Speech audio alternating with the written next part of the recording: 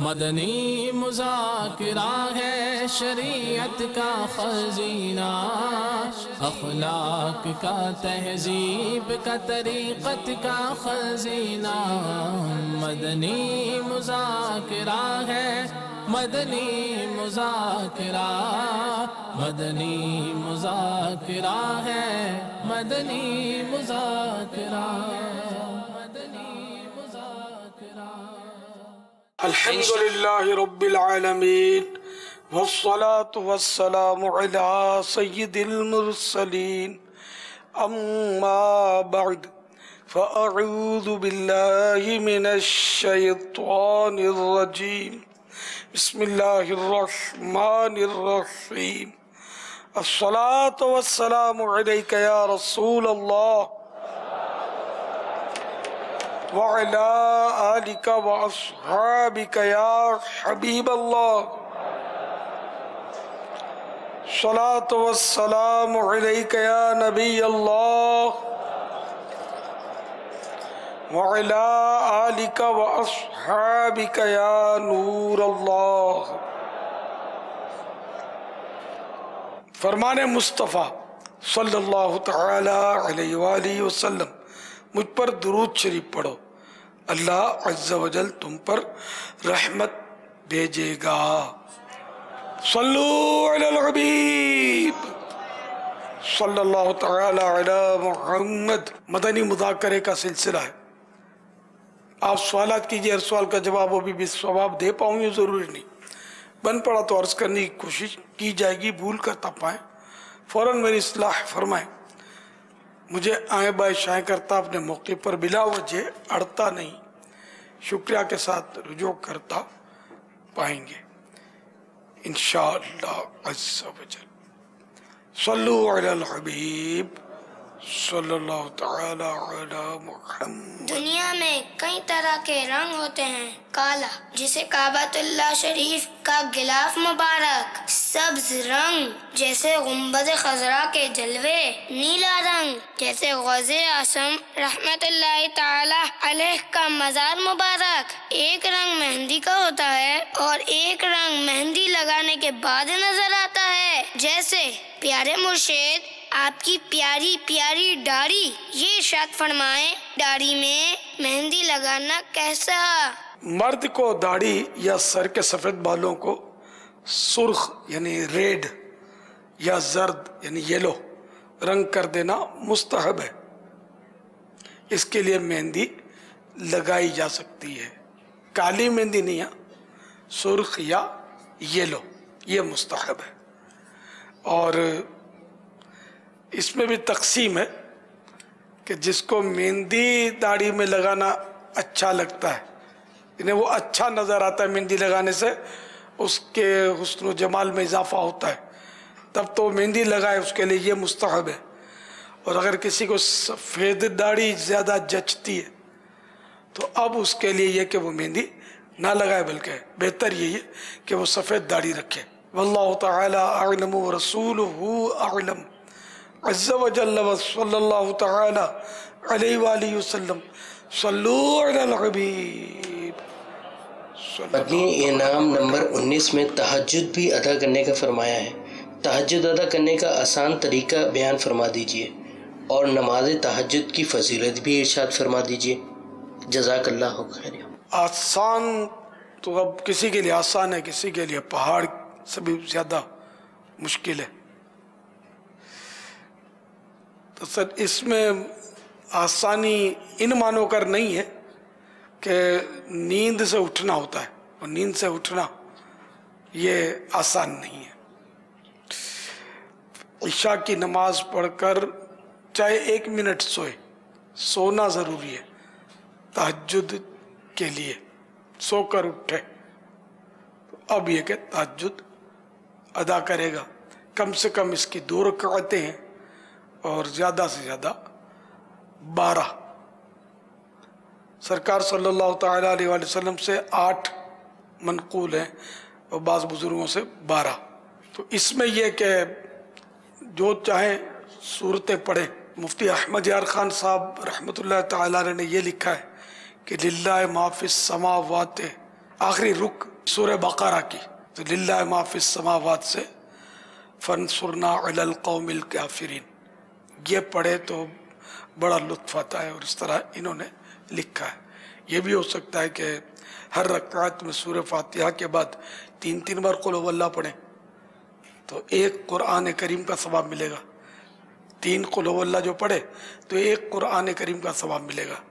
تو اب یہ کہ 2 رکعتیں بھی اگر تہجد کی پڑھی ہیں، کم سے کم 2 ہیں، تو دونوں میں ایک سورہ فاتحہ کے بعد 3 بار قل هو اللہ شریف پڑھی تو یعنی گویا 2 قرآن کریم اس نے 2 رکعتوں میں ختم کرنے کا ثواب پایا۔ اور اس کے فضائل میں سے یہ بھی ہے کہ تہجد ادا کرنے والا جو ہے، تہجد گزار، یہ بے حساب جنت میں داخل ہوگا۔ واللہ تعالی اعلم ورسولہ اعلم عز وجل وصلی اللہ تعالی علیہ وآلہ وسلم صلو علی الحبیب صلی اللہ تعالی علیہ وسلم۔ My name is Zubair Attari from Lodium, South Africa. I have a question about death. If a person dies in Ramadan, is it true that that person goes straight to Jannah?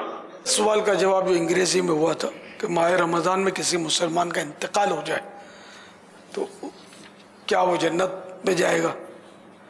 تو اس سلسلے میں فیضان رمضان مرمم یعنی ترمیم شدہ میں page number 55 پر ہے، حضرت سیدنا عبداللہ بن مسعود رضی اللہ تعالیٰ عنہ سے روایت ہے، نبیوں کے سلطان رحمت عالمیان صلی اللہ تعالیٰ علیہ وآلہ وسلم کا فرمان ہے، جنت نشان ہے جس کو رمضان کے وقت موت آئی وہ جنت میں داخل ہوگا، اور جس کی موت یوم عرفہ یعنی 9 ذو الحجۃ الحرام کے وقت آئی وہ بھی جنت میں داخل ہوگا، اور جس کی موت صدقہ دینے کی حالت میں آئی وہ بھی داخل جنت ہوگا۔ واللہ تعالی اعلم ورسولہ اعلم عز وجل وصلی اللہ تعالی علیہ وآلہ وسلم صلو علی الحبیب صلی اللہ تعالی علی محمد۔ ساری عرض کر رہا ہوں زمزم نگر حیدرآباد سے۔ سوال عرض یہ ہے اگر ولایت وہابی ہے تو حضرت فضیل بن عیاض رحمۃ اللہ تعالی علیہ اور حضرت بشر حافظ رضی اللہ تعالیٰ عنہ، تو ان کے بارے میں کیا فرمائیں گے پھر اگر یہ کیونکہ بعد میں ان کو ولایت حاصل ہوگی؟ وہابی سے مراد یہ تو نہیں کہ مادرزاد ولی ہی ہو، غوث پاک مادرزاد ولی تھے، اب اللہ تعالیٰ نے جب چاہا ولایت عطا فرمائی توبہ کی توفیق دے کر۔ نبی کا معاملہ دوسرا ہے، نبی تو شروع سے ہی وہ ایسے افعال نہیں کرتا جو لوگوں کے لیے باعث نفرت ہوں، تو نبی کی شروع سے سیرت جو نا بالکل صاف و شفاف ہوتی ہے، ولی کے لیے ایسا نہیں ہے۔ کئی اولیاء کرام ہے کہ جو شروع میں بڑے گناہگار ہوتے تھے، جیسے کہ 2 کا ذکر کیا آپ نے کہ فضیل بن عیاض تو یہ شروع میں ڈاکو تھے، بشر حافظ شراب کشید کرنے کا ان کا کارخانہ تھا، حضرت شیخ حبیب عجمی علیہ رحمۃ اللہ القوی یہ سود پر ان کا گزر بسر تھی ان کی، اور اس کے علاوہ اور بھی اولیاء کرام کے حالات میں ملے گا کہ شروع میں ان کا کچھ اور ہی نظام تھا۔ مالک بن دینار علیہ رحمۃ اللہ الغفار ان کا بھی وہ شراب خوری کا، اور شب براعت میں بھی انہوں نے شراب پی تھی یہ واقعہ، اور پھر فوت شدہ بچی تھی ان کی جو مدنی منی، اس نے خواب میں آ کر اپنے ابو کو نیکی کی دعوت کا سامان کیا۔ اس کا تفصیلی واقعہ نیک بننے کا نسخہ جو مدنی انعامات کے تعلق سے رسالہ ہے اس کے شروع میں دیا ہوا ہے، بہت ایمان افروز واقعہ ہے سیدنا مالک بن دینار علیہ رحمۃ اللہ الغفار کا۔ تو اس طرح کئی اولیاء کرام کے واقعات ملتے ہیں۔ تو یہ حضرات جو بھی تھے جن کو بھی ولایت ملی یہ اللہ کی عطا سے ملی، ان کی کوشش اور عبادت سے، یعنی کوئی اس لیے عبادت کرے اور ریاضت کرے کہ مجھے ولایت مل جائے تو یہ ولایت اس طرح نہیں ملتی، بلکہ عبادت سے، ریاضت سے، محنت سے ولایت ملتی ہے۔ یہ عقیدہ بھی نہ رکھا جائے کہ اعلیٰ حضرت رحمۃ اللہ تعالیٰ نے اس عقیدے کو بھی گمراہی قرار دیا ہے کہ اللہ عطا کر دیتا ہے. تو ولایت وہابی ہے، کسبی نہیں. اس کے معنی یہی ہے کہ ولایت اللہ کی عطا سے ملتی ہے، اپنے کوشش اور محنت سے نہیں ملتی. جس کو رب چاہے عطا فرما دیتا ہے. واللہ تعالی اعلم ورسولہ اعلم عز وجل وصلی اللہ تعالی علیہ وآلہ وسلم. صلو علی الحبیب صلی اللہ تعالی علی محمد. قیامت کس روز اور کس سرزمین پر واقع ہوگی؟ سوشل میڈیا جو فیس بک ہے امیل سنت کا آفیشیل پیج ہے، اس کے ذریعے جو ہمیں سوال موصول ہوئے ہیں وہ بھی میں کر رہا ہوں. وہ ملک شام جس میں بیت المقدس بھی شامل ہے، اس سرزمین پر قیامت قائم ہوگی اور وہ دن جمعہ کا ہوگا. واللہ تعالی اعلم ورسولہ اعلم عز وجل وصلی اللہ تعالی علیہ وآلہ وسلم. صلو علی الحبیب صلی اللہ تعالی علی محمد. اس حدیث پاک کی وضاحت فرما دیں. سوال یہ کیا ہے، جنت میں وہ لوگ جائیں گے جن کے دل چڑیا کی مانند ہوں گے. حدیث مبارکہ یوں ہے کہ جنت میں کچھ ایسے لوگ داخل ہوں گے کہ جن کے دل پرندوں کی مثل ہوں گے. تو اس کو علماء نے یقین اور توکل کے باب کے اندر نقل کیا ہے کہ جس طرح پرندے جو ہے اللہ تبارک و تعالیٰ پر اعتماد کرتے ہیں، توکل کرتے ہیں، جس طرح کا ایسے افراد وہ ہوں گے توکل کرنے والے ہیں. پرندے جمع ہی نہیں کرتے روز کی غذا ان کو، بلکہ ایک وقت کی غذا بھی جمع نہیں کرتے پرندے. صبح بھوکے اڑتے ہیں، پیٹ بھر کے لوٹتے ہیں، پھر بے پرواہ پھر اڑتے ہیں. تو ان کو اللہ روزی دے دیتا ہے. ہماری طرح ذخیرہ نہیں کرتا. ہمارے پاس تو برسوں کا ذخیرہ ہوتا، پھر بھی فکر ہوتا ہے. بچی ابھی تو پیدا ہوتی ہے تو اس کی شادی کی فکر ہوتی ہے کہ جمع کرو جمع کرو. بچی اس لیے تو پسند نہیں ہے، وہ خرچہ مانگتی ہے، کما کے دیتی نہیں ہے، وہ خرچہ مانگتی ہے. شادی کرے گی تو بہت سارے پیسے اس کو دینے پڑیں گے، اس پہ خرچہ ہوگا. مطلب اللہ پر بھروسہ کہ جس نے بچی پیدا کی اب وہ سارے معاملات وہی حل فرمائے گا اپنے کرم سے، سارے مسائل حل ہو جائیں گے. تو اللہ پر ہم کو بھروسہ رکھنا چاہیے. کچھ اس طرح کا لکھا بھی ہوا ہے کہ اگر ہم اللہ پر صحیح طور پر توکل کریں تو اللہ تمہیں اس طرح رزق دے گا جیسے پرندے کو دیتا ہے، کہ وہ اپنے گھونسلے سے بھوکا نکلتا ضرور ہے لیکن بھوکا آتا نہیں ہے. سبحان اللہ. حدیث شریف میں ہے یہ مضمون. جی. واللہ تعالی اعلم ورسولہ اعلم عز وجل وصلی اللہ تعالی علیہ وآلہ وسلم. صلو علی الحبیب صلی اللہ تعالی علیہ وآلہ وسلم. کاشف جمال ہیں، کہتے ہیں نزلہ اگر بہت بہ رہا ہو، پانی کی صورت میں ٹپک رہا ہو، تاکہ ٹپک رہا ہو، کیا مسجد میں جا کر نماز پڑھ سکتے ہیں جبکہ مسجد کی صفیں خراب ہونے کا خدشہ ہو؟ اپنی چادر بچھا لی جائے، ایسی چادر کہ جس سے چھن کر نزلے کا جو پانی ہے وہ مسجد کی دری تک نہ پہنچے. ڈبل ٹریبل چوبل چادر بچھا لی جائے. اگر اتنا بہہ رہا ہے کہ جیسے نل کھلا ہوا ہے، عام طور پہ اتنا بہتا نہیں ہے، بہتا ہے لیکن چادر اگر دوہری کر لی جائے تو ہو جاتا ہے، کیونکہ سجدے میں زیادہ امکان ہوتا ہے. کھڑے کھڑے تو اپنے کپڑوں پر بھی گرنے کی صورت بنتی ہے. تو چادر اس طرح بچھا لیے کپڑوں پہ گرے، وہ بھی اگر ٹکرا کر اس کی چھینٹے اڑے تو بھی آپ کی چادر پر اڑے. واللہ تعالی اعلم ورسولہ اعلم عز وجل وصلی اللہ تعالی علیہ وآلہ وسلم. صلو علی الحبیب صلی اللہ تعالی علی محمد. شہزاد بھائی ہیں، کہتے ہیں سحری کے وقت ٹوتھ پیسٹ کی جاتی ہے، روزہ بند ہونے کے بعد آدھے گھنٹے تک منہ میں اس کا ذائقہ محسوس ہوتا ہے، کیا اس سے روزہ ٹوٹ جائے گا؟ تو ایسا ٹوتھ پیسٹ منہ اپنے کریں، مسواک نہ کریں. نہیں، ایسا ٹوتھ پیسٹ بھی یاد نہیں پڑتا آپ کو، ایسا بہت یہ انہوں نے ایک مبالغہ کیا ہوگا، اپنے اندازے سے سوال کیا ہوگا کہ کچھ دیر ذائقہ تو رہتا ہے. عام اگر آپ ٹوتھ پیسٹ کرنے کے بعد اگر تھوڑا پانی وغیرہ پی کے کولی وغیرہ کر لیتے ہیں تو اس کا کوئی ایسا خاص ذائقہ منہ میں محسوس ہوتا ہو، یاد نہیں پڑتا. کوالٹی مختلف کوالٹی کیا ہوتا ہوگا. تو ٹوتھ پیسٹ کے بجائے مسواک کر لیں، یا خالی برش بھی پھیرے نا آدمی تو، مگر یہ کہ ٹوتھ پیسٹ والا برش ہے تو اس کا ٹیسٹ پھر بھی آئے گا. تو تو سحری میں پھر بچنا ہی اچھا ہے. البتہ یہ کہ اس کے منہ میں اگر اس کا ٹیسٹ ہے تو اس سے روزہ ٹوٹنے کا حکم نہ دیا جائے گا. واللہ تعالی اعلم ورسولہ اعلم عز وجل وصلی اللہ تعالی علیہ وآلہ وسلم. صلو علی الحبیب صلی اللہ تعالی علیہ وآلہ وسلم. اچھا یہ اب ارشاد فرمائیے کہ رات کو جلدی سونے کا وظیفہ یا کوئی طریقہ بتا دیں. نیند جلدی آئے یا سونے کا موڈ ہو جائے جلدی اٹھ جائے؟ ہاں تو تہجد کے لیے اٹھے اور پھر نہ سوئے، پھر دیکھیں عشاء کے بعد کیسے بھاگ پھر کو جگہ کے سونے کے لیے. پھر کو جگہ کے دکھائے. تہجد کے لیے اٹھیں گے نا، تہجد کے لیے اٹھ جائے پھر نہ سوئے، اور پھر وہ عشاء پڑھ کے بس پھر گھر سو جائے گا. لیکن یہ مدنی کام بھی کرنے تھوڑے یار، مدنی اپنے مدرسۃ المدینہ بالغان اس کے لیے تھوڑی سی گنجائش نکال لینا.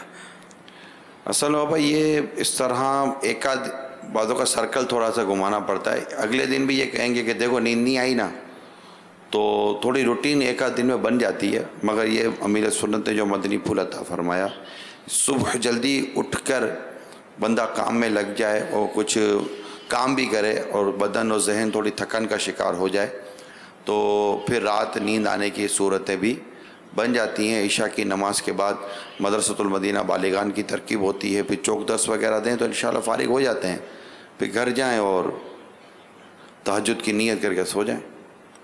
مدینہ مدینہ. یہ سہیل صاحب ہیں، کہتے ہیں نماز کی نیت کا مذاق اڑانا کیسا؟ معاذ اللہ نماز کی ہی نیت کا مذاق، جیسے ہم نماز کرتے ہیں، نماز کے لیے نیت کرتے ہیں، منہ میرا کعبے کی طرف، یہ تو نیت کے الفاظ ہیں بھی نہیں، عوامی ہیں، یہ عوام میں چل رہے ہیں. نیت یہ ہوتی ہے نماز کے لیے کہ مثلا آج کی عصر کی 4 رکعت فرض پیچھے اس امام کے واسطے اللہ کے، آج کے 4 کے عصر واسطے اللہ کے، پیچھے اس امام کے، اللہ اکبر.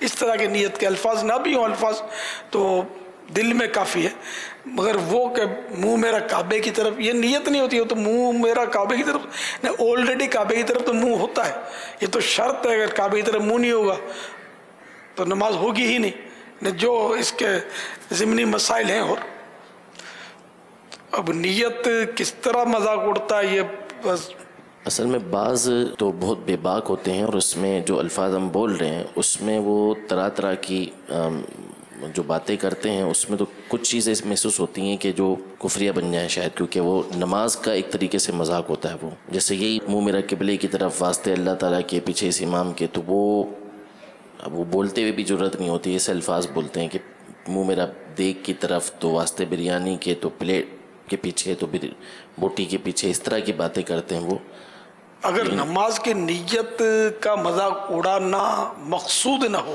ویسے ہی کہتا ہے بے باک ہوتے ہیں، بول کے ہوتے ہیں، بولتے رہتے ہیں، اور نماز کا اس وقت ذہن میں نہیں ہوتا ہوگا کہ میں نماز کا مذاق اڑا رہا ہوں، تو اس لیے حکم کیا لگے گا. ہاں وہ الگ بات ہے کہ ذرا فضول ہونے میں تو اس کے کوئی کلام ہی نہیں ہے. اور ویسے بھی بچنا چاہیے کہ کبھی اللہ نہ کرے کہ بندے کی وہ کفر میں جا پڑے اس طرح کی باتوں کی وجہ سے. واللہ تعالی اعلم ورسولہ اعلم عز وجل وصلی اللہ تعالی علیہ وآلہ وسلم. صلو علی الحبیب صلی اللہ تعالی علی محمد. یہ معتکف لگتے ہیں، کہتے ہیں میں اعتکاف میں نہا نہیں سکتے مگر مجھے خشکی ہے، ایک دن بھی نہائے بغیر نہیں رہ سکتا، عبادت میں تسلسل بھی نہیں رہے گا، رہنمائی فرما دیں. اگر غسل خانہ فنائے مسجد میں ہے تو فنائے مسجد میں تو جا سکتا ہے. وضو خانے پر بھی تو جاتا ہی نا، فنائے مسجد میں وضو خانہ ہے، وہاں وضو کرتا ہے. خارج مسجد جانے کی بھی صورتیں ہیں، وضو کے لیے تو خارج مسجد بھی جا سکتا ہے، جبکہ مسجد کے اندر جو احتیاطیں لکھی گئی ہیں اس کے مطابق وضو نہیں کر سکتا تو خارج مسجد جا سکتا. اپنے گھر جانے کی بھی صورت ہے، گھر جا کر بھی وضو کر سکتا ہے. لیکن یہ یہاں کے لیے فیضان مدینہ کے لیے تو بہت مشکل، تو پنجاب سے اور کہاں سے آئے ہیں. یعنی مسائل ہیں اس کے جو فیضان رمضان میں، جو فیضان اعتکاف باب ہے، اس میں کئی اس کے مدنی پھول ہیں، وہ پڑھ لینے چاہیے. جو بھی اعتکاف کرے اس کو پڑھ لینا چاہیے. تو اب جس کو واقعی خشکی اور وہ غسل کے بغیر اس کا چارہ نہیں ہے اور وضو خانہ غسل خانہ فنائے مسجد میں، تب تو کوئی مشکل نہیں ہے. البتہ خارج مسجد بھی جا سکتا ہے اسی صورت میں کہ نہیں. یہاں اصل میں دو حاجتوں کی وجہ سے، طبعی حاجت اور شرعی حاجت کی وجہ سے ہی اجازت دی گئی ہے مسجد سے باہر جانے کی. تو یہاں یہ حاجت وہ نہیں ہے کہ جس کی بنیاد پر اس کا باہر جانا سمجھ جائے کہ اس کو باہر جانے کی اجازت ہو غسل کے لیے، تو نہیں جانا ہے اس کو باہر. فنائے مسجد میں وضو خانہ ہے، غسل خانہ ہے، تو اس پہ جا سکتا ہے. البتہ وضو کے لیے خارج مسجد شرعی حاجت، وضو کے لیے جا سکتا ہے، جبکہ یعنی کہ فرض نماز پڑھنی ہے، نفل تہجد، کیونکہ آیا ہی عبادت کے لیے ہی ہے تو تہجد نہیں پڑے گا. پھر جہاں خارج مسجد وضو خانے ہوتے ہیں، یہ الگ بات ہے کہ عوام الناس کو خارج فنا اور یہ سمجھ نہیں آتی، عام طور پر بڑے بڑوں کو سمجھ نہیں آتی ہوگی فرق. یعنی جو ایک تو مسجد ہوتی ہے نماز کے لیے مخصوص جگہ، جیسے ہمارے یہاں فیضان مدینہ عالمی مدنی مرکز میں یہ جو چھت ہے نا اس وقت جہاں آپ تشریف فرمائیں، یہ تو ہے عین مسجد، یعنی اصل مسجد ہے یہ. اب اس میں جو فنائے مسجد میں بیٹھے ہوئے اس وقت آسمان کھلا ہوا ہے، تو یہ بیٹھے ہوئے تو مسجد کا ثواب ان کو نہیں ملے گا، یہ مسجد کے اندر بیٹھنا چاہیے، تو یہ بیچارے باہر جا کے بیٹھ جاتے ہیں.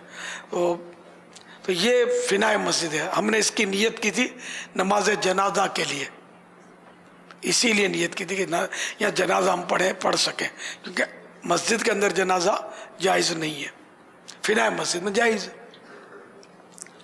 تو مسجد کی ضروریات کے لیے جو جگہ بنائی جائیں وہ فنائے مسجد ہیں، اور ان میں بھی بیچ میں کوئی عام یعنی راستہ نہ ہو.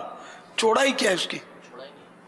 راستہ مطلقاً طریق فاصل لکھا ہے، یعنی جو فاصلہ کرنے والا راستہ ہو، یعنی کوئی درمیان میں راستہ نہیں ہے تو فنائے مسجد کہلائے گا. اور جو فنائے مسجد سے ملی ہوئی جگہ ہے وہ خارج مسجد، جیسے ہمارے یہاں جامعۃ المدینہ ہے، عالمی مدنی مرکز فیضان مدینہ میں خارج مسجد، پھر مختلف مکاتب بنے ہوئے، آفیسز، یہ سب خارج مسجد ہیں. حالانکہ فیضان مدینہ کی عمارت میں، لیکن وہ مسجد کی ضروریات کے لیے نہیں ہے نا، تو خارج ہے. واللہ تعالی اعلم ورسولہ اعلم عز وجل وصلی اللہ تعالی علیہ وآلہ وسلم. صلو علی الحبیب. پیارے امیر علیہ سنت، میں اپنی شہزادی کے لیے ابھی گاڑی لے کے آیا تھا، اس میں طرح طرح کے قسم کے میوزک تھے. اللہ کی رضا کے خاطر میں نے اس کے سیل نکال دیے اور الحمدللہ وہ بغیر میوزک کے گاڑی ہے. ہم چاہیں تو بغیر میوزک کے کھلونے بھی استعمال کر سکتے ہیں. السلام علیکم ورحمۃ اللہ وبرکاتہ. وعلیکم السلام ورحمۃ اللہ وبرکاتہ. مرحبا، ماشاء اللہ. اس میں کوئی ایسا سسٹم انہیں آپ کر لیں اگر مشورہ ہے، کیونکہ یہ سیل آپ نے نکال دیے، پیچھے سے کوئی لگا بھی سکتا ہے اس کو. تو یہ جو اس کے اندر ایسے آلات ہیں جو میوزک بجاتے ہیں، ان کی توڑ پھوڑ کر دیا، لائن کاٹ دی جائے کہ سیل لگانے سے بھی وہ بالکل یعنی کہ وہ ناکارہ ہو جائے، بجے ہی نہیں میوزک، نہ رہے بانس نہ بجے بانسری. باپا جب اس کو کھولیں گے نا گاڑی کو، تو جہاں سے یہ بج رہے ہوتے ہیں اس کے جو اسپیکر وغیرہ ہوتے ہیں اس کے پاس کی تار کاٹ دیں تو بعض اوقات گاڑی جو ہے وہ چلتی بھی ہے سیل پر اور لائٹیں بھی ہوتی ہیں، تو یوں وہ دوسرے کام میں بھی آ سکتی ہے کہ چلے گی بھی، لائٹیں بھی جل رہی ہوں گی، بچے اس سے بھی خوش ہو جائیں گے، اور یہ اس کے جو وہ میوزک والی وہ تار ہے وہ کٹ بھی جائے گی. تو وہ کٹنے کے بعد وہ گاڑی چلتی رہتی ہے. ماشاءاللہ. پیارے باپا جان، میرا نام محمد فیض عطاری، میں بنگلہ دیش سید پور سے عرض کر رہا ہوں. الحمدللہ عز و جل میں 30 دن کے اعتکاف میں بھی شامل ہوں. پیارے امیر اہل سنت کی برگاہ میں میرا ایک سوال یہ ہے کہ نفل نماز میں پہلی رکعت سورہ اخلاص 1 مرتبہ اور دوسری رکعت میں سورہ اخلاص 3 مرتبہ پڑھ سکتے ہیں؟ برائے کرم اس کی جواب ارشاد فرما دیجیے. بہار شریعت جلد اول پیج نمبر 548 پر ہے، مسئلہ نمبر 27. سنن و نوافل میں دونوں رکعتوں میں برابر کی صورتیں پڑھے کہ جب ایک قل هو اللہ پڑھی پہلی رکعت میں تو اب دوسری میں بھی ایک ہی پڑھیں. واللہ تعالی اعلم ورسولہ اعلم عز وجل وصلی اللہ تعالی علیہ وآلہ وسلم.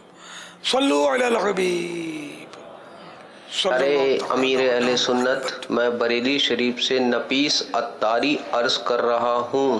میں آپ کے لیے اور دعوت اسلامی کے لیے درگاہ اعلیٰ حضرت پر جا کر دعا کرتا ہوں. پیارے امیر اہل سنت، میرا یہ سوال ہے، جب کسی کا شوہر مر جاتا ہے تو اس کے بھائی اس کی چوڑی توڑتے ہیں، اس کے بارے میں رہنمائی فرما دیجئے، جزاک اللہ خیرہ. اگر چوڑی توڑنا ہے کہ مال ضائع کرنا ہے تو مال ضائع کرنا گناہ ہے. تو یہ بس یہ لوگوں نے ایک رسم بنا لی ہے، اس سے توبہ کی جائے.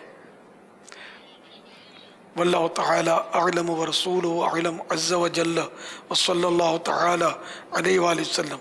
یہاں تک کہ اگر وہ بہن کی چوڑی ہے اور بہن رضامند نہیں ہے پھر بھی اگر زبردستی توڑی تو بہن کو اس کی رقم بھی دینی پڑے گی. حق العبد تلف ہوا نا، توبہ بھی کرنی ہوگی، اس کو رقم بھی دینی ہوگی. اور بہن نے بولا کہ ہاں توڑ دو، رضامندی سے توڑوائی تو اب یہ کہ رقم تو نہیں دینی پڑے گی، لیکن یہ دونوں پر اب توبہ واجب ہوگی. اور جو جو اس سے خوش ہوں گے اس رسم سے، ان سب کو توبہ کرنی ہوگی. واللہ تعالی اعلم ورسولہ اعلم عز وجل وصلی اللہ تعالی علیہ وآلہ وسلم. صلو علی الحبیب صلی اللہ تعالی علی محمد. جو بیماری کی وجہ سے روزہ نہ رکھ سکے کیا تراویح پڑھنا اسے چاہیے یا نہیں؟ تراویح تو سنت ہے، معاذ اللہ کوئی فرض روزہ نہیں رکھتا جان بوجھ کر بھی، تراویح اس کے لیے بھی سنت تو ہے، ادا کرنی ہی ہوگی. واللہ تعالی اعلم ورسولہ اعلم عز وجل وصلی اللہ تعالی علیہ وآلہ وسلم. صلی اللہ تعالی علی محمد. آپ امام شریف کے نیچے سفید ٹوپی پہنتے ہیں، اس میں کیا حکمت تو لکھنا جائے؟ اس میں حکم لکھا ہے، چلیں کیا حکم ہے؟ کیا لکھا ہے اس میں حکم لکھا ہے، اس میں کیا حکم ہے؟ ناجائز وغیرہ نہیں لکھا. یہ جو لکھا آپ نے پڑھا، سفید ٹوپی سر سے چپڑی ہوئی سرکار صلی اللہ تعالی علیہ وآلہ وسلم پہنتے تھے. اس پر امامہ شریف باندھتے تھے. سر سے چپڑی بھی ہو، بالکل پیوستہ سر میں جو ہوتی ہے، تو آپ موٹی دیوار کی جیسے ٹوپی پہنتے ہیں تو وہ بھی ہے تو جائز، لیکن ظاہر سنت ہے. آج کل تو طرح طرح کی رنگ برنگی ٹوپیاں نکلی ہیں، لیکن یہ امامے کا آلٹرنیٹ نہیں ہے. امامے کی سنت اپنی جگہ پر قائم ہے. وہ تو اگر موٹی ٹوپی پر بھی اگر پہن لے کوئی تو سنت تو امامے کی ادا ہوگی، لیکن وہی کہ چپڑی ہوئی ٹوپی ہو تو زیادہ اچھا، سنت میں عظمت ہے. واللہ تعالی اعلم ورسولہ اعلم عز وجل وصلی اللہ تعالی علیہ وآلہ وسلم. محمد عثمان. پیارے مرشد کی بارگاہ میں عرض ہے کہ شہد شفا ہے، بڑی مکھی کا شفا ہے یا چھوٹی مکھی کا شفا ہے؟ اس کا جواب عنایت فرمائیے. شفا، شفا نہیں، شفا. تو فیہ شفاء للناس، قرآن کریم میں یہ کہ اس میں لوگوں کے لیے شفا ہے، یا مراد شہد ہے. تو اب چھوٹی مکھی اور بڑی مکھی کا تذکرہ تو پڑھا نہیں ہے، کئی قسمیں ہوں گی مکھیوں کی. البتہ یہ کہ ویسے چھوٹی مکھی کا شہد اچھا مانا جاتا ہے بڑی مکھی کے مقابلے میں، وہ ٹرانسپیرنٹ ہوتا ہے چھوٹی مکھی کا. لیکن اب تو خیر وہ شہد کہاں ملے گا، یہ عام طور پر نقلی ہوتا ہے اور اصلی جیسا بنا لیتے ہیں. اب اس کی پہچان بھی بڑی مشکل ہے اصلی کی. آخری پہچان جو مجھے ایک حکیم نے بتائی تھی وہ یہ تھی کہ باقی تو سب کی ان لوگوں نے نقالی کر لی ہے، ایک پہچان یہ ہے کہ جیسے کہ خالص سوتی کپڑے کا ٹکڑا ہو، خالص سوت میں کوئی بھی نائلون وغیرہ کچھ مکس نہ ہو، تو وہ کپڑے کی ٹکڑی جو ہے ٹکڑا وہ اس شہد میں بھگو کر اس کو جلا دیں. یہ جلانے سے اگر راکھ ہو جائے نا تو یہ شہد اصلی ہے، اور اگر کڑک ہو جائے نا سخت تو سمجھو کہ یہ نقلی ہے. اب اگر نائلون ہوا اس سوتی میں مل کر تو وہ بھی کڑک ہو جائے گا، تو اس لیے نائلون نہیں ہونا چاہیے، خالص سوتی. شاید کوٹن بھی کوٹن تو وہی نا، پہلے وہ شہد کو اصلی چیک کرنے کے لیے پہلے ایسا اصلی کوٹن لاوے، سوت یعنی کوٹن. تو روئی جو ہے یہ بھی پتہ نہیں کوٹن اوریجنل کوٹن ہوتا ہے اور اس میں بھی مکس ہوتا ہے، خدا بہتر جانے. یہ کامیاب اس نے بتایا تھا کہ پہچان ہے. تو اصلی شہد ہوتا بہت مشکل ہے. میرے کو تو یہ چٹکلا یاد ہے کہ ایک نے کہا تھا میرے بھائی شہد بیچتا ہے، اس سے میں لایا ہوں. تو مجھے یاد پڑتا ہے کہ وہ شہد بھی نقلی تھا. اصلی شہد بہت مشکل سے کہتے ہیں ملتا ہے. آپ نے گھر میں چھتا ہو اور آپ نکالنے میں کامیاب ہو جائیں تو وہ ایک الگ بات ہے، ورنہ بازاری شہد جو ہے بالکل شہد جیسے ہی ہوتے ہیں. گڑ بھی ہو نا تو چلو گڑ بھی فائدہ کرے، گڑ میں بھی خدا جانے کیا کیا اللہ بلا ملاتے ہیں لوگ، رنگ بھی ملاتے ہوں گے، رنگ بھی کپڑے دھونے کا ہی ملائیں گے. جب کرنی ہی ملاوٹ ہے تو فوڈ کلر کیوں کھلائیں گے آپ کو، وہ مہنگا ہوتا ہوگا. ایسا ایک طبقہ ہے جو بابا کھانے پینے کے اشیاء میں ملاوٹیں جو کرتے ہیں، ان کے بارے میں تو سمجھ نہیں آتا کہ یہ کس طرح ان کا دل گردہ کام کرتا ہے. تو کبھی گوشت گندا، تو کبھی دودھ میں ملاوٹ، کبھی گھی تیل خراب، تو یوں کھانے کی اشیاء میں عجیب و غریب قسم کی چیزیں. بچے کھائیں، بچے پئیں، ان کو معذور ہونے کے اندیشے خدشے. تو ان کو ڈر نہیں لگتا بابا یہ ملاوٹیں کرتے ہیں؟ ڈر لگتا ہوتا تو کیوں کرتے ہیں؟ کیسے لوگ ہیں؟ خوف خدا نہیں ہے. اچھا، یہ ملاوٹیں کر رہے ہوتے اور ایک طبقہ ہے جو ان کی سرپرستی بھی کر رہا ہوتا ہے، اس کے بغیر چل نہیں سکتے. ان دونوں کو اللہ ہدایت نصیب کرے. یہ تو معاشرے کا بیڑا غرق کر رہے ہیں بابا، اور جہنم کے لیے اپنے آپ کو تیار کر رہے ہیں. اللہ تعالیٰ معافی نصیب فرمائے، توبہ کی سعادت بخشے. تو بہرحال یہ کہ وہ یوں طبیبوں کے نزدیک چھوٹی مکھی غالباً، یا ویسے یہ چھوٹی مکھی کا عمدہ ہوتا ہے، یہ تھوڑی سی معلومات ہے میرے کو. اور اب یہ کہ مختلف درختوں کی مختلف تاثیر ہوتی ہے. جیسے کہ نیم کے درخت کا ہے شہد کہ نیم کے پھول چوس چوس کر وہ بناتی ہے، تو اس کی الگ تاثیریں ہوں گی. بیری کی الگ ہوگی. بیری کے شہد کے بارے میں مشورہ کر لینا تھا حکیم کسی ڈاکٹر سے کہ بیری کا شہد جو یہ کہتے ہیں کہ شوگر کا مریض بھی استعمال کر سکتا ہے. یعنی کہ حکیموں کا کہنا ہے، مگر آپ ڈاکٹر کا بھی مشورہ کر لینا. تو یوں مختلف تاثیریں ہوتی ہیں اس کی، اللہ نے رکھی ہیں تاثیریں. قرآن پاک میں مطلق ہے وَأَوْحَى رَبُّكَ إِلَى النَّحْلِ أَنِ اتَّخِذِي مِنَ الْجِبَالِ بُيُوتًا وَمِنَ الشَّجَرِ وَمِمَّا يَعْرِشُونَ. یا مطلق مکھی کی طرف کہے کہ اس کو الہام کیا اللہ تبارک و تعالی نے، تیرے رب نے، کہ وہ درختوں میں اور پہاڑوں پر درخت بنائے. ثُمَّ كُلِي مِن كُلِّ الثَّمَرَاتِ فَاسْلُكِي سُبُلَ رَبِّكِ ذُلُلًا. پھر اس میں کھائے اس پھلوں میں سے اور رب کے راستوں پر وہ چلے. پھر آگے فرمایا فِيهِ شِفَاءٌ لِلنَّاسِ، کہ اس میں شفا ہے لوگوں کے لیے.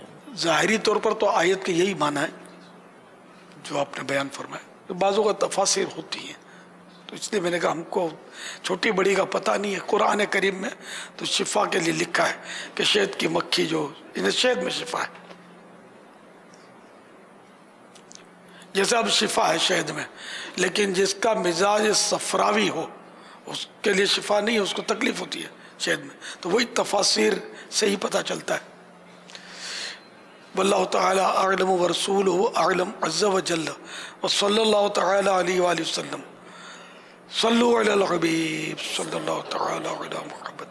پیارے باپا جان، میں محمد زکریہ عطاری لیا سے بات کر رہا ہوں. آپ کی بارگاہ میں میرا سوال یہ ہے، 2 سال کے بچے یعنی کہ 2 بھائیوں کے آپس میں بچے 2 سال کے، یا 2 بہنوں کے آپس میں بچے 2 سال کے، یا 2 بہن اور بھائی کے بچے آپس میں 2 سال کے لڑیں اور ایسا لڑیں کہ ان کے آپس میں خون نکل جانے کا، چوٹ لگنے کا اندیشہ ہو، تو اس وقت کے والدین کو کیا کرنا چاہیے؟ اپنے بچے کے ساتھ اور دوسرے کے بچے کے ساتھ کیا عمل پیش آنا چاہیے؟ برائے مہربانی اس بارے میں رہنمائی فرما دی۔ ان کی لڑائی چھڑانی چاہیے، بلکہ ماں باپ پر ہی نہیں ہے، جو بھی دیکھے وہ چھڑا دے، بلکہ بڑے بھی لڑیں تو ان کو بھی جو اس پر قدرت رکھتا ہے وہ چھڑا دے، ورنہ نہیں اگر چھڑا سکتا تو تماشا نہ دیکھے، وہاں سے چلا جائے۔ اور اگر اتنی چھڑانے میں بھی کامیابی نہیں ہوتی، چھوڑتے نہیں ہیں، تو پھر کمزور کا ساتھ دے۔ یہ مسائل ہیں، یہ بڑوں کی بات کر رہا ہوں۔ بچوں کو چھڑانا اتنا مشکل نہیں ہوتا، 2 سال کے بچے تو ایک ہاتھ سے ایک کو پکڑا، ایک ہاتھ کو سے دوسرے کو پکڑا تو یہ الگ ہو جائیں گے، پھر آپ کے ہاتھ میں اچھلتے رہیں گے، آپ لطف اندوز ہوتے رہیں، پھر بھول جائیں گے۔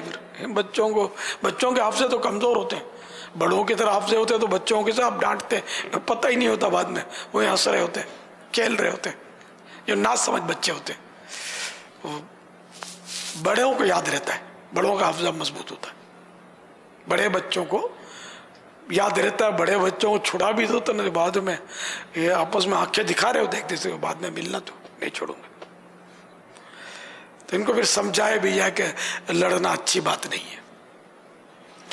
صلو علی الحبیب صلی اللہ تعالی علی محمد۔ باپا جان، میرا نام محمود تاریہ ہے، میرے گھر پہ 2 بلیاں ہیں، میں 2 بلیاں کے ساتھ کھیل سکتی ہوں، میری عمر 6 سال ہے۔ السلام علیکم ورحمۃ اللہ وبرکاتہ۔ وعلیکم السلام ورحمۃ اللہ وبرکاتہ۔ ہاں، بلیوں کے ساتھ اس طرح کھیلنا جس سے ان کو تکلیف نہ ہو، پالتے ہیں بلی شوق سے تو اس میں اس کو تکلیف نہ ہو، دم پکڑ کے گھما رہے ہیں بچے، گھماتے ہوتے ہیں تو اس سے تکلیف ہوتی ہوگی نا، اس کو اٹھا کے پھینکتے ہیں بار بار بلی کے بچوں کو، تو اچھے بچے نہیں کرتے، یہ گندے بچے ایسا کام کرتے ہیں، تو ایسا نہ کیا جائے کہ اس کو تکلیف ہو۔ تو ویسے بلی پالتے ہیں، اس کو خوب کھلاتے ہیں پلاتے ہیں، ہر وقت مطلب اس کا خیال رکھتے ہیں، کھلانے پلانے کا، اور دیگر کوئی تکلیف نہیں پہنچاتے، تو جائز ہے بلی پالنا۔ اور کھیلنے سے مراد ہے کہ ہاتھ پھراتے ہوں گے اس پر، بچ بچ کرتے ہوں گے، بوٹی دکھاتے ہوں گے، اس کو چچڑا دکھاتے ہوں گے، تو اس میں کوئی حرج نہیں ہے آپ جو کرتی ہیں۔ یا اب اگر امی نے منع کیا کہ نہیں تم نہیں کھیل سکتی، بڑی ہو گئی ہو، تو پھر ایسا نہ ہو کہ وہ مسئلہ ہو جائے گا۔ امی منع کرتی ہے تو بھائی نہیں کھیلو، شرعاً حرج نہیں ہے، امی منع کرتی تو امی کی بات مانو۔ واللہ تعالی اعلم ورسولہ اعلم عز وجل وصلی اللہ تعالی علیہ وآلہ وسلم۔ صلو علی الحبیب۔ تنگ دستی گھروں میں پائی جاتی ہے، کئی گھروں میں۔ اب تنگ دستی کی وجہ سے جو ہے نا گھر میں جھگڑے ہوتے ہیں۔ اب ویسی آمدنی کم ہوتی ہے اور ضروریات پوری نہیں ہو رہی ہوتی، اور گھر میں بچے بھی لڑ رہے ہوتے ہیں، بچوں کی امی لڑ رہی ہوتی ہے، تو پھر سامنے سے آدمی بھی چلا رہا ہوتا ہے کہ کیا کروں، مروں، حرام کماؤں، کیا کروں، تو یوں گھر کا ماحول بھی ڈسٹرب ہو رہا ہوتا ہے۔ تو تنگ دستی کی وجہ سے جن کے گھروں میں لڑائی جھگڑے ہو رہے ہوتے ہیں، ان اگر گھر والوں کو کچھ مدنی پھول عطا فرمایا۔ صبر و قناعت سے کام لیں، جتنا اللہ نے دیا ہے اس پر راضی رہیں، گلے شکوے نہ کریں۔ بزرگوں کے تو کئی واقعات ہیں کہ مطلب جب ان کو کوئی فاقہ پیش آتا تھا تو اللہ کا شکر ادا کرتے تھے کہ یہ تو مطلب نیک لوگوں کا شعار ہے، اچھے لوگوں کو ملتا، ہم کو فاقہ آ گیا کہ آج کھانا نہیں ملا ہم کو۔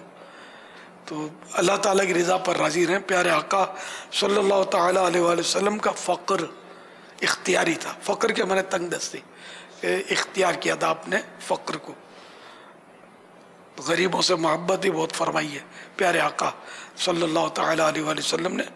تو اور جو فقیر ہوگا، تنگ دست ہوگا، صابر و شاکر ہوگا، اللہ کا شکر ادا کرنے والا ہوگا، تو صابر یعنی اس طرح کے جو فقیر ہیں وہ مالدار سے 500 سال پہلے جنت میں داخل ہوں گے. مالدار ابھی اپنے مال کا حساب دے رہے ہوں گے. تو تنگ دستی ان مانو کر کوئی ایسی بری چیز نہیں ہے جبکہ صبر و قناعت نصیب ہو جائے. بے صبری بک بک تو پھر یہ کہ فقر جو بعض اوقات کفر تک پہنچا دیتا ہے، نعوذ باللہ. تو اس لیے وہ صبر کریں، اللہ کی رضا پر راضی رہیں. واللہ تعالی اعلم ورسولہ اعلم عز وجل. وصلی اللہ تعالی علیہ وآلہ وسلم. صلو علی الحبیب صلی اللہ تعالی علی محمد. پیارے بابا جان، آپ کے بارگاہ میں عرض ہے، کپڑے بھی اللہ تعالیٰ کی نعمت سے انسان اچھا لگتا ہے. سردی گرمی میں دھوپ اور ٹھنڈی ہواؤں سے حفاظت ہوتی ہے. جب یہ نعمت پہننے کو ملے یا کپڑے اتارنے ہوں تو کیا کرنا چاہیے؟ اور پیارے آقا صلی اللہ تعالی علیہ وآلہ وسلم نے اکثر کس رنگ کا لباس مبارک پہنا؟ لباس اتارنے پہننے کے تعلق سے فرمان مصطفیٰ صلی اللہ تعالی علیہ وآلہ وسلم، جن یعنی گھوسٹ کی آنکھوں اور لوگوں کے ستر کے درمیان پردہ یہ ہے کہ جب کوئی کپڑے اتارے تو بسم اللہ کہہ لے. مفسر شہیر حکیم الامت حضرت مفتی احمد یار خان علیہ رحمت الحنان فرماتے ہیں، جیسے دیوار اور پردے لوگوں کی نگاہ کے لیے آڑ بنتے ہیں، ایسے ہی یہاں اللہ عز و جل کا ذکر مثلا بسم اللہ پڑھنا جنات کی نگاہوں سے آڑ بنے گا کہ جنات یعنی گوسٹ اس کو یعنی شرمگاہ کو دیکھ نہ سکیں گے.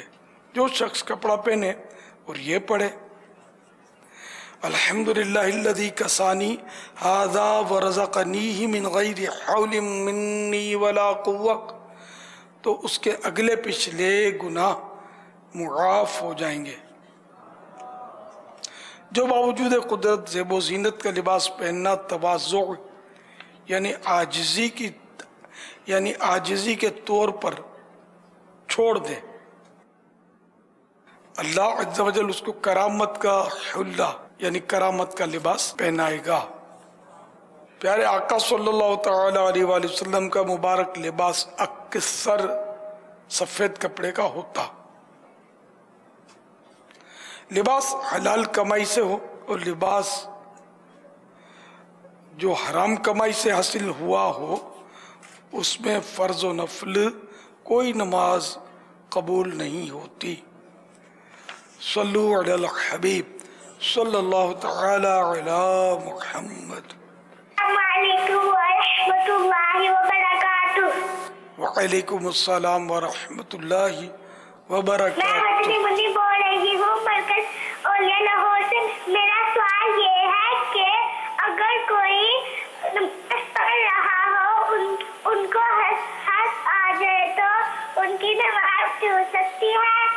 رکوع سجود والی نماز میں بالغ کا کہا جو ہے اس کی نماز بھی توڑے گا اور وضو بھی توڑے گا. حضور کیا رکوع سجود کے بغیر بھی نماز ہوتی ہے؟ جی ہاں، نماز جنازہ اس میں رکوع اور سجود نہیں ہوتے. تو نماز جنازہ میں اگر بالغ نے کہا لگا دیا تو وہ نماز ٹوٹے گی، اس کا وضو نہیں ٹوٹے گا. جبکہ دیگر نمازوں میں جن میں رکوع اور سجدے ہوتے ہیں اگر کہا لگایا نہیں اتنی آواز سے ہنسا کہ دوسرے بھی سنیں تو وضو بھی گیا نماز بھی گئی. اور اگر اتنی آواز سے ہنسا کہ خود سنا اپنے کانوں سے، دوسروں نے نہیں سنا، اتنی آواز ہو تو نماز ٹوٹ گئی، وضو نہ ٹوٹا. اور مسکرانے سے نہ نماز ٹوٹتی ہے نہ وضو ٹوٹتا ہے. مسکرانے میں یہ ہوتا ہے کہ نہ آواز نکلتی ہے، صرف وہ جیسے یوں کرتے ہیں نا، دانت نظر آتے ہیں، ہونٹ پھیلتے ہیں، تو یہ مسکرانے سے نماز بھی نہیں ٹوٹتی، وضو بھی نہیں ٹوٹتا. واللہ تعالی اعلم ورسولہ اعلم عز و جل وصلی اللہ تعالی علیہ وآلہ وسلم. صلو علی الحبیب صلی اللہ تعالی علی محمد. محمد بلال ارزاتاری ہند محمودی کابینہ مولاسا سے عرض کر رہا ہوں. سیدی امیر علیہ سنت دامت برکاتہم العالیہ کی بارگاہ میں میرا یہ سوال عرض تھا کہ باپا جان یہاں پہ مولاسا میں بھی تقریباً 46 اسلام بھائی کم و بیش اعتکاف کے اندر ہے پورے ماہ کے. اور سوال یہ عرض تھا کہ مدنی انعام نمبر 10 کیا آج آپ نے دوران گفتگو کچھ نہ کچھ دعوت اسلامی کی اصطلاحات استعمال فرمائی نیز تلفظ کی درستی کے لیے کوشش کی. تو باپا جان یہ دعوت اسلامی کی اصطلاحات ہے کیا اور تلفظ کی درستی یہ اس کے متعلق وضاحت فرما دیتے. اللہ تعالیٰ آپ کو سلامت رکھے, آپ کا سایہ ہم پہ دراز فرمائے. بے حساب دعا مغفرت کا طالب. اصطلاحات دعوت اسلامی کی تلفظ کے تعلق سے مدنی انعام, مدنی انعامات میں سے ایک مدنی انعام پوچھا گیا, وہ بھی موڈاسا میں. موڈاسا ہند کا ایک شہر ہے یا قصبہ ہے, تو اس میں ماشاءاللہ معتکفین بھی ایک ماہ کے لیے بیٹھے ہوئے ہیں. انہوں نے بتایا اصطلاح مانے یہ کوڈ انگلش میں بولتے ہیں, ہر ادارے کے کوڈ ہوتے ہیں, فوجوں کے بھی کوڈ ہوتے ہیں, پولیس والوں کے کوڈ ہوتے ہیں, تو اس طرح تنظیم کے کوڈ ہوتے ہیں, برادریوں کے کوڈ ہوتے ہیں, گھر کے اندر کے کوڈ ہوتے ہیں. اصطلاحات کو کہیں گے ٹرمولوجی. اچھا, تو کوڈ کیا ہوتا ہے؟ کوڈ الگ چیز ہوتی ہے. کوڈ تو کوئی راز کی چیزیں ہوتی ہیں. اچھا, کوڈ ورڈ ہے کہ وہ آپ سمجھے اور میں سمجھوں, ہم دونوں نے آپس میں کوڈ ورڈ کر لیا. اچھا اچھا. اور ٹرمولوجی اصطلاحات. ٹرمولوجی, ہاں ٹرمولوجی. یہ تو یاد کرنا پڑے گا. اب تک میں کوڈ بولتا ہوں, اس کو کوئی میری اصلاح نہیں کرتا. میں زمانے سے بولتا ہوں کوڈ اصطلاح کو, آپ لوگ بھی تو ہوتے ہیں.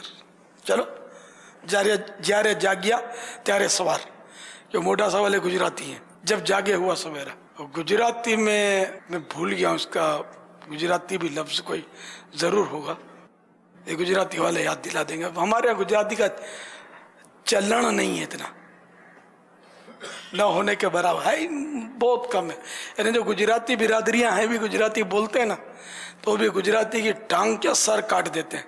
ہم بیچارے بولتے ہیں بس, کہ جو گجراتی کو اس سے جانتا ہوں نا لغت کے حساب سے, ڈکشنری کے حساب سے, تو اس کو عجیب سا لگے, ایسے گجراتی بولتے ہیں. تو ہمارے گجراتی کی تعلیم بہت کم رہ گئی ہے. تو یہ کہ وہ اپنے ٹرمولوجی اسی طرح کا. اچھا, آپ بھی تذبذب میں مخصوص الفاظ ہوتے ہیں, جیسے کہ میں اس کی مثال دوں, ہمارے یہاں ہم فکر مدینہ بولتے ہیں. فکر مدینہ یہ ہمارا مطلب ایک طرح کی اصطلاح ہے. لفظی معنی سے آدمی نہیں سمجھے گا کہ مدینے کی فکر, مدینے کی فکر کیا. تو فکر مدینہ مانے ہم محاسبے کو, اپنے اعمال کے جائزے کو ہم فکر مدینہ بولتے ہیں. دعوت اسلامی کی مدنی یہ ہماری اصطلاح ہے. تو اصطلاح جو ہوتی ہے یہ ایک طرح سے پہچان ہوتی ہے. تو اپنی اصطلاحات کو یاد بھی کرنا چاہیے اور اس کو اپنی گفتگو میں استعمال بھی کرنا چاہیے, تاکہ دنیا میں جہاں بھی جائیں تو یہ پہچان ہو جائے کہ یہ دعوت اسلامی والا ہے. جیسے ہم بولیں گے اسلامی بھائی, میٹھے میٹھے اسلامی بھائیوں, اس طرح کی ہماری جو گفتگو کے انداز ہوتے ہیں, تو اس سے اندازہ ہو جاتا ہے مدینہ مدینہ. تو یہ سب ہماری اصطلاحات ایک طرح سے ہیں کہ اس سے پہچان ہو جاتی ہے کہ یہ دعوت اسلامی والا ہے. بلکہ اسلامی بھائی یہ بھی ہماری پہچان ہے. دعوت اسلامی میں اس کا استعمال ہے, عام لوگوں میں نہیں ہے یہ استعمال. دوسرا وہ تلفظ. تلفظ یہ کہ کسی بھی لفظ کی درست ادائیگی, یا کسی بھی لفظ کی ادائیگی. تب تلفظ درست ہونا چاہیے, تو تلفظ کی صحیح ادائیگی ہونی چاہیے. جو اس کا تلفظ فکس ہے وہ ادا کیا جائے. اس میں تو خیر اب بڑے بڑا کو یاد نہیں رہتا, توجہ نہیں ہوتی, تو الفاظ تو غلط بول جاتے ہیں. لیکن کوئی کم بولتا ہے, کوئی زیادہ بولتا ہے. کہاں زیر آئے, کہاں زبر آئے, کہاں مطلب یہ کہ جزم آئے, یہ عام طور پہ نہیں بولتے. جیسے میں نے کہا فکر مدینہ، مدینے کی فکر، تو فکر عام طور پہ لوگ نہیں بولتے، فکر بولتے ہیں. فکر غلط ہے، فکر درست ہے. ذکر، اس کو ذکر بولتے ہیں. اور آپ کی گجراتی میں جھکر، بالکل ہی ٹانگ توڑ دیتے ہیں، سر اڑا دیتے ہیں بلکہ. اسی طرح مطلب کہ ایسے کئی الفاظ ہیں کہ جس کو مطلب بڑے بڑے جو ہیں یہ وہ غلط تلفظ اس کا بول رہے ہوتے ہیں. تو جتنا ہو سکے صحیح تلفظ استعمال کرنے کی کوشش کی جائے، کیونکہ یہ جتنی بھی زبان ہے نا ایک قول کے مطابق کوئی الہامی ہے. تو اب یہ کہ جو جیسی الہام ہوئی اس کو ویسی ادائیگی ہو تو کیا بات ہے. واللہ تعالی اعلم ورسولہ اعلم عز وجل وصلی اللہ تعالی علیہ وآلہ وسلم. صلو علی الحبیب صلی اللہ تعالی علی محمد. میرا نام محمد سلمان ہے. میرا بابا جان سے ایک سوال ہے، تو یہ کہ اگر کوئی شخص آپ کو ایک چیک دیتا ہے، جو چیک مثال کے طور پہ 50,000 روپے کا ہے، اور اس کے اکاؤنٹ میں وہ پیسہ نہیں موجود، آپ اس کے حوالے سے کیا کہیں گے؟ اس کے شرعی احکام کیا ہیں؟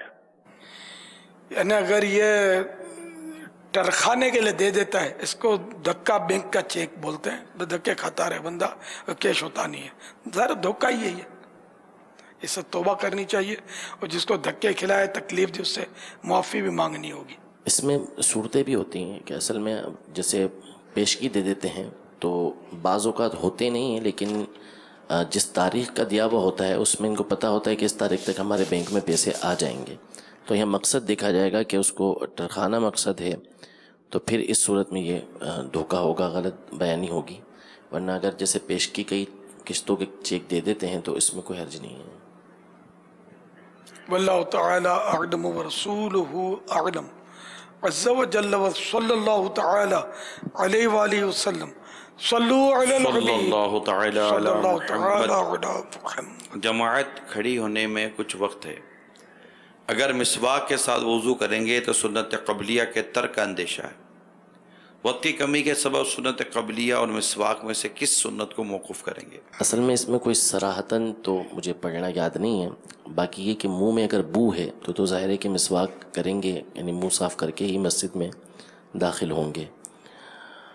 تو باقی رہا دیگر سنتوں کے حوالے سے تو یہ فی الوقت تو میری نظر میں نہیں ہے. البتہ ظہر کی سنتیں موقدہ ہیں اور ان کو فرض سے پہلے پڑھنا ہوتا ہے، تو اس لیے اگر منہ میں بو نہیں ہے تو سمجھ یہ آتا ہے کہ وہ پہلے سنت موقدہ ظہر کی ادا کریں.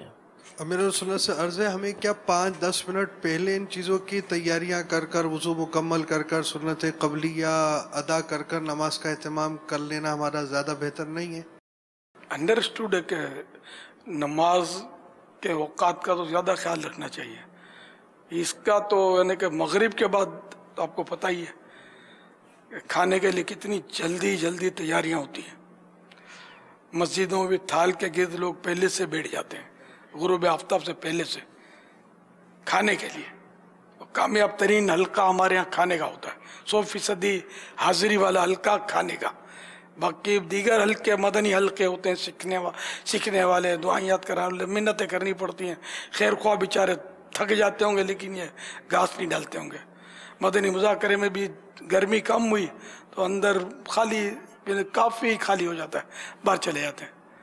تو یہ کہ جس طرح کھانے میں انہماک ہے اور دلچسپی ہے، کاش روحانی غذا علم دین کے اصول میں بھی دلچسپی ہوتی، اور اسی طرح نمازوں میں بھی دلچسپی ہوتی کہ وضو پہلے سنت قبلیہ بھی ہو جائے اور سب تیاریاں ہو. مگر ہوتا ہے بعض کرتے ہیں، ایسا نہیں کہ سب اس طرح غفلت ہے، لیکن ایک تعداد ہے جو مطلب اس میں این ٹیم پر ہی اٹھتی ہے. تو اب وہ مسواک ہو یا نہ ہو اور کیا ہو اور کیوں ہو، تو یہ سوالات ظاہر کھڑے ہوتے ہیں. اللہ تعالیٰ ہم سب کو نمازوں سے سچی محبت نصیب فرمائے اور جلدی تیاری کی سعادت بخشے. صلو علی الحبیب صلی اللہ تعالی علی محمد. مدنی مذاکرہ ہے شریعت کا خزینہ، اخلاق کا تہذیب کا طریقت کا خزینہ. مدنی مذاکرہ ہے مدنی مذاکرہ، مدنی مذاکرہ ہے، مدنی مذاکرہ.